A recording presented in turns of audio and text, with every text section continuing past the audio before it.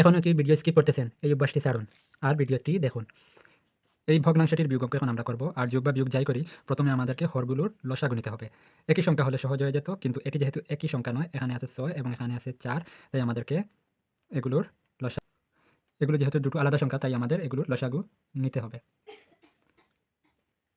2 3 গুণে 6, 2 2 গুণে হচ্ছে 4। এখন আমরা এই সংখ্যাগুলোর গুণ করব, অর্থাৎ 2 3 গুণে 6, 6 2 গুণে 12।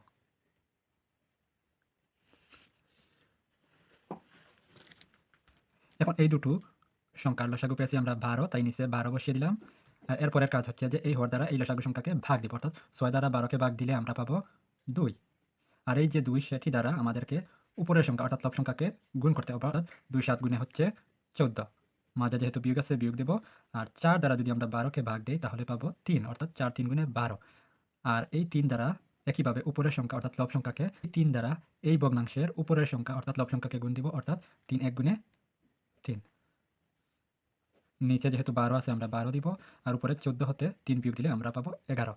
এই দুটোর কাটাকাটিও করা যায় না, এবং এটির যেহেতু হর সংখ্যা বড় আছে, তাই এটিকে মিশ্র ভগ্নাংশে রূপান্তরের প্রয়োজন নেই। এই ভগ্নাংশটির লসাগু একটু আলাদা হবে, তাই ভিডিওটি স্কিপ না করে পুরোটা দেখুন।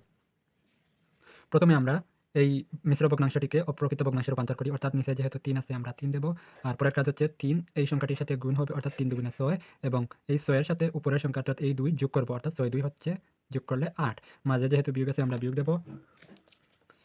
পরে হচ্ছে এখানে নিচে আছে 5, 5 বসিয়ে দেব, এবং উপরে আছে 4, 4 দিয়ে দেব।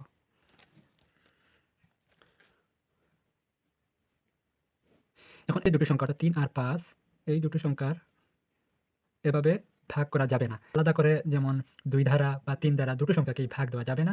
আর যদি না দেওয়া যায় তাহলে এই যে দুটো সংখ্যা, এই দুটো সংখ্যাকে আমরা গুণ করে ফেলবো, অর্থাৎ 3 5 গুণে হচ্ছে 15। এরপরের কাজ হচ্ছে যে এই লসাগুকে এই হর সংখ্যা দ্বারা ভাগ দিব, অর্থাৎ 3 দ্বারা 15কে ভাগ দিলে আমরা পাবো 3 5 গুণে 15 5। আর যেটি পাবো সেটি দ্বারা উপরের সংখ্যা অর্থাৎ লব সংখ্যাকে গুণ করবো, অর্থাৎ 5 8 গুণে হচ্ছে 40। মাঝে যেহেতু বিয়োগ আছে বিয়োগ দেবো। 5 দ্বারা আমরা এখন 15কে যদি ভাগ দিই তাহলে আমরা পাবো 3, আর এই 3 দ্বারা উপরের সংখ্যা অর্থাৎ 4কে গুণ করলে পাবো 3 4 গুণে 12। নিচে যেহেতু 15 আছে 15 দিব, এবং উপরে 40 সাথে 12 গেলে থাকে 28। এই দুটি সংখ্যা কাটাকাটি করা যাবে না, এবং হর সংখ্যা যেহেতু ছোট, তাহলে এটিকে আমরা মিশ্র ভগ্নাংশে রূপান্তর করব।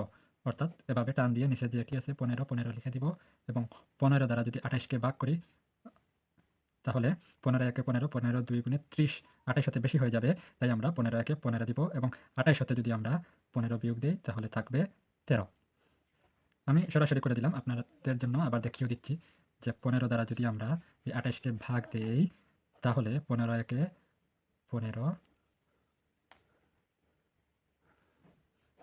8 থেকে 5 গেলে থাকে 3, 2 থেকে 1 গেলে থাকে 1। এটি যেহেতু হর সংখ্যা এবং এটি দ্বারা ভাগ দিয়েছি, তাই এটি আমরা নিচে বসিয়ে দেবো। ভাগফল যেহেতু 1 পেয়েছি, এটি সমস্ত জায়গায় অর্থাৎ সামনে বসিয়ে দেবো, এবং ভাগশেষ যেহেতু 13 আছে এটি উপরে অর্থাৎ লবের জায়গায় বসিয়ে দিলেই এই যে সংখ্যাটির দেখতে কঠিন মনে হলো, এটি এভাবে আপনারা যদি সমাধান করতে পারেন তাহলে সহজেই এই ভগ্নাংশটি সমাধান করতে পারবেন। এ ধরনের আরও ভিডিও পেতে সাথেই থাকুন। আর কি ধরনের ভিডিও বানাবো সেগুলো আপনারা চাইলে কমেন্ট বক্সে জানাতে পারেন। ধন্যবাদ।